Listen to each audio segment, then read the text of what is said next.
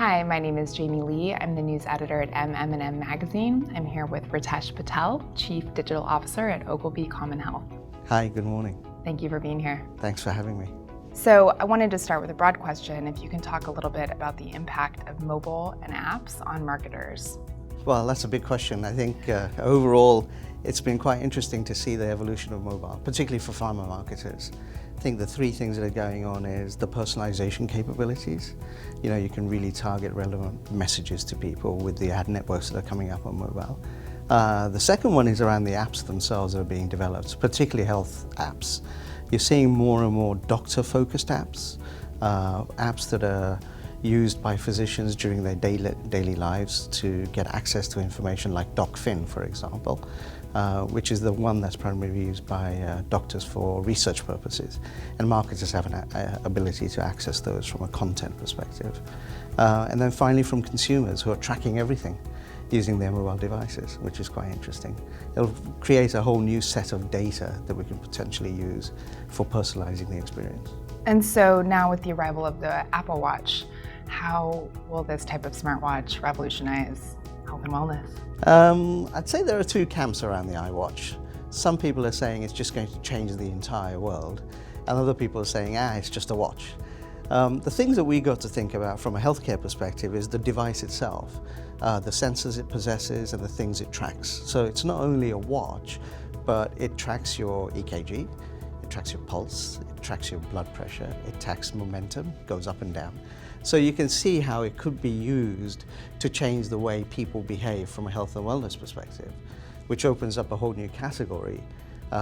Behavior change is a big thing, and pharma is always complaining about adherence and taking the medicine. Well, this could be a way to do that. Little things like the watch has the capability of reminding you to do something. So I think where it'll really be beneficial to healthcare and pharma particularly is on notifications and the things it can do to notify you to do something. Take your medicine, walk a little bit more, change your diet, that sort of thing. So I think it's going to change dramatically from a health and wellness perspective, the industry we have. And what about broader wearables, just the market in general? What kind of impact do you see those having? Well, right now the wearables market is all around health, fitness, diet, exercise, right? So if you look at all of the wearables that are out there, they have something specific that they do. They either count your steps, they let you check 2 or 3 things, how far you're going, how far you ride your bike, that sort of stuff. I think what will happen is, as the watch changes the way things get tracked, other wearables will come into the market to do specific things. I saw one the other day for Parkinson's disease, where you're able to see hand movements and literally track them and then update them to your health record, which the doctor will have access to. So you'll see niche wearables coming through, asthma, Alzheimer's, Parkinson's, things like that. But in general, I think they'll stay in the health, fitness, diet space for the moment. Looking at specific aspects of marketing like clinical trials and the role of the brand, what role do you see social playing and kind of impacting the marketing around those elements? Social is being embraced by clinical trial recruitment agencies. The CROs have really figured out how to use social media to either track or target caregivers or patients around that.